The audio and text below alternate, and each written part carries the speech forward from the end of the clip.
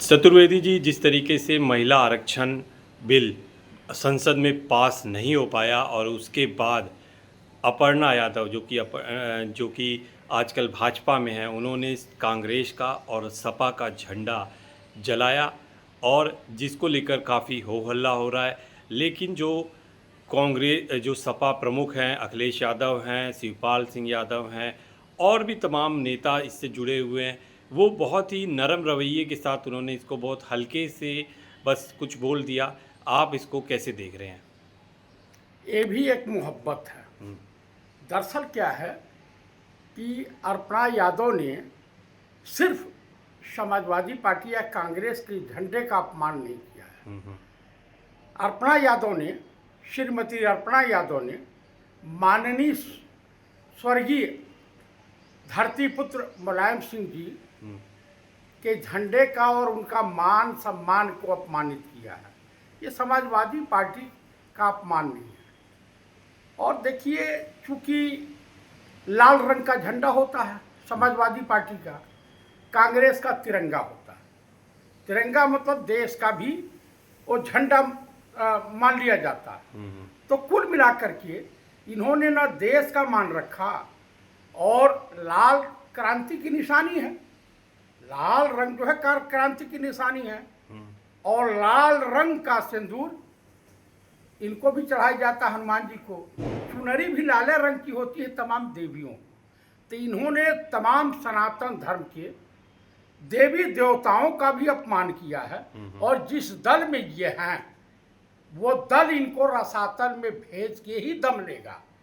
क्योंकि जिस महिला आरक्षण का नाम लेकर के ही लोग इस देश में सेंसेक्स, इस देश में सीट बढ़ाने का महिलाओं के पीछे छुप करके, भाजपा कभी महिलाओं के पीछे छुप जाती है, कभी सेना के पीछे छुप जाती है, कभी सनातन धर्म के पीछे छुपती है। ये छुपा छुपी का जो खेल नरेंद्र मोदी कर रहे हैं, और नरेंद्र मोदी को ये बिल जो औंधे मुंह गिरा है पार्लियामेंट में, ये दर्शाता है कि नरेंद्र मोदी की पकड़ सरकार में कमजोर हो गई है। उधर बिल गिर रहा था, इधर राहुल गांधी के ऊपर एफआईआर का कुचक्र रचा जा रहा था। जो विद्यार्थी जज है, हालांकि उन्होंने अपनी गलती में सुधार करते हुए उस केस से ही अपने आप को किनारे कर लिया। देखिए, संघ वालों का, चाहे वो न्यायपालिका हो, जुडिशरी हो या ब्यूरोक्रेसी हो, ईडी, सीबीआई, इनकम टैक्स हो, हर जगह इन लोगों ने अपने लोगों को बैठा रखा है। कुल मिलाकर के इनका एक ही मकसद है, एक ही जो इनका व्यू है वो है कि हिंदू मरे, मुसलमान मरे, लड़कियों के साथ बलात्कार होता है तो होता रहे। देश धरातल में जा रहा है, दलदल में जा रहा है, जाता रहे, लेकिन हमको सत्ता हथियाने से मतलब है। महिलाओं का अगर ये अपमान नहीं करते, महिलाओं को अपमानित नहीं करते, तो माननीय प्रधानमंत्री के गुरु आसाराम नहीं होते। आप बताइए, कुलदीप सेंगर से लेकर के चिन्मयानंद स्वामी तक जितने भी लोग हैं, यानी भाजपा से महिलाएं दुखी हैं, और भाजपाई नेताओं से महिलाएं दुखी हैं, उनके कार्यकर्ताओं से दुखी हैं। अभी मुजफ्फरनगर में जो बालियान हैं, उनके लड़के ने लड़कियों का रेट पूछा। पुलिस ने मामूली जो है जमानतदार धाराओं में उलूल जुलूल केस लगा करके उनको किसी तरह से निजात पाई। संजीव बालियान की बात मैं जिक्र कर रहा हूँ, पूर्व मंत्री भी हैं भाजपा के, इस बार हार गए मुजफ्फरनगर से। तो कुल मिलाकर के भाजपा में बलात्कारी हो सुरक्षित है, देशद्रोही हो, व्यभिचारी हो, दुराचारी हो। लेकिन प्रधानमंत्री तो रात को टीवी पे आते हैं और वो कहते हैं कि भाई जो देश की महिलाएं हैं वो कभी भी कांग्रेस को और विपक्षी पार्टियों को माफ़ नहीं करेंगी, क्योंकि महिलाओं के साथ हो रहा है जाति। मैं ये पूछ रहा हूँ, उनकी धर्मपत्नी भी तो महिला है, वो कैसे माफ कर रही होंगी? उत्तराखंड में जिस लड़की अंकिता भंडारी के साथ कांड हुआ, इनके लोग फंसे रिसॉर्ट में, और उसकी हत्या कर दी जाती है, और इनका महासचिव कहता है कि मैं तो दलित हूँ, गौतम नाम है उसका। तो कुल मिलाकर के संगीत सोम मेरठ वाले कांड में वो कहीं कहीं से इन्वॉल्व हैं।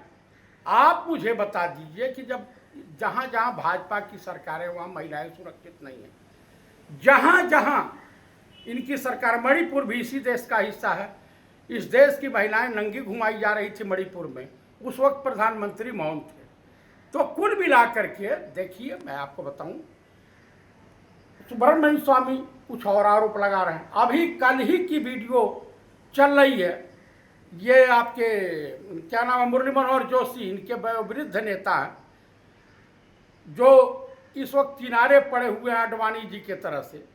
तो इन लोगों ने जो कुकर्म किया, उन्होंने कहा कि विश्व गुरु इस समय भारत नहीं है। विश्व गुरु किसी जमाने में भारत था, लेकिन इस वक्त विश्व गुरु नहीं हो सकता। तो कुल मिलाकर के इस देश की महिलाएं उन पुरुषों को भली भांति पहचान जाती हैं, उनकी नीयत और उनके नेचर को पहचान जाती हैं।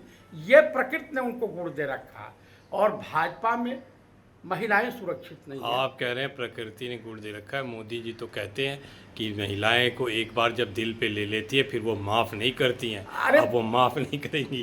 तो उनकी पत्नी भी तो महिला हैं, मैं कहाँ कह रहा हूँ कि माफ़ करें। महिला आरक्षण बिल तो 2023 में पास हो चुका है। इस देश की तमाम महिलाएं जान रही हैं बखूबी, पढ़ी लिखी। ये 1948 का हिंदुस्तान नहीं है, 60 का हिंदुस्तान नहीं है, 70 का हिंदुस्तान नहीं है। अमूमन हाई स्कूल तो पास हर घर में लड़कियां, महिलाएं, बच्चियां मिल जाएंगी। तो आप मुझे बताइए, जब हाथरस कांड होता है तो प्रधानमंत्री मौन हो जाते हैं।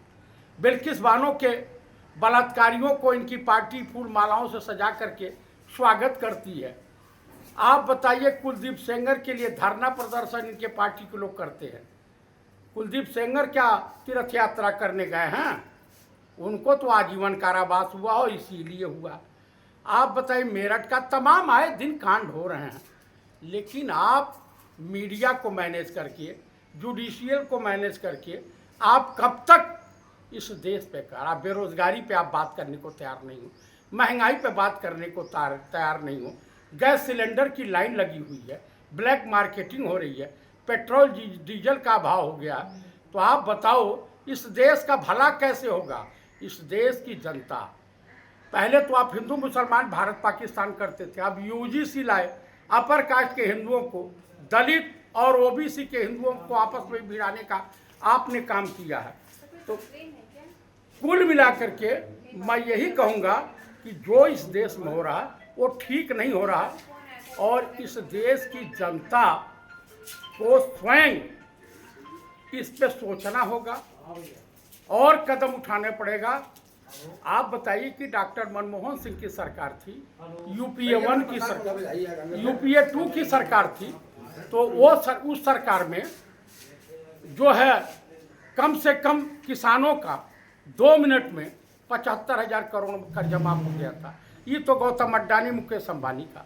आप मुझे बता दीजिए, समाजवादी पार्टी की सरकार थी तो सभी लोग खुश थे। और लाइन ऑर्डर, आप जब एशिया का सबसे बड़ा पार्क जनेसरमिस पार्क बना है कि नहीं? इनकी सरकार में क्या हो? एक भी हॉस्पिटल बता दें, एक भी सड़क बता दें, एक भी कोई इंस्टीट्यूट बता दें, खोले हो तो बतावें, कहीं कुछ नहीं। इनका तो एक प्रवक्ता है सुधांशु त्रिवेदी, पता नहीं कौन से ब्रांड का नशा करता है, गांजा पीता है कि चरस पीता है कि ब्राउन शुगर लेता है, और कहता है कि जेफरी एप्स्टीन फाइल में गांधी जी का नाम था। 1948 में गांधी जी मर जाते हैं और 1953 में जेफरी एप्स्टीन, तो कहाँ से उनका नाम आया, कहाँ मुलाकात हो गई? तो कुल मिलाकर के समाजवादी पार्टी के नेताओं ने बुद्धि विवेक का काम किया। अखिलेश जी ने वो काम किया है कि अगर हम गोबर में लात मारते हैं तो छींटा उन्हीं के ऊपर पड़ेगा। तो श्रीमती अर्पणा यादव का अपने पति से तो बनी नहीं रहा, और जब तक थी नेताजी को भी परेशान कर रखी थी। नेताजी तो भाई मान लीजिए परलोक सिधार गए, उनको यारों का यार कहा जाता था। तो कुल मिलाकर के सेम अखिलेश जी भी वही रास्ते पे है। तो सबको जो है ये भाजपा में गई हैं, हेल की मारी बेल हो जाएंगी। और मैं समाजवादी पार्टी के और यादव परिवार के लोगों को, सपा के मुखिया से अनुरोध करूंगा कि अगर ये दोबारा आप लोगों के पास आती है तो इसे अपने घर में घुसने नहीं देना, नहीं तो आरएसएस और बीजेपी के एजेंट के तौर पे काम कर रही है, समाजवादी पार्टी को बर्बाद करके रख देगी।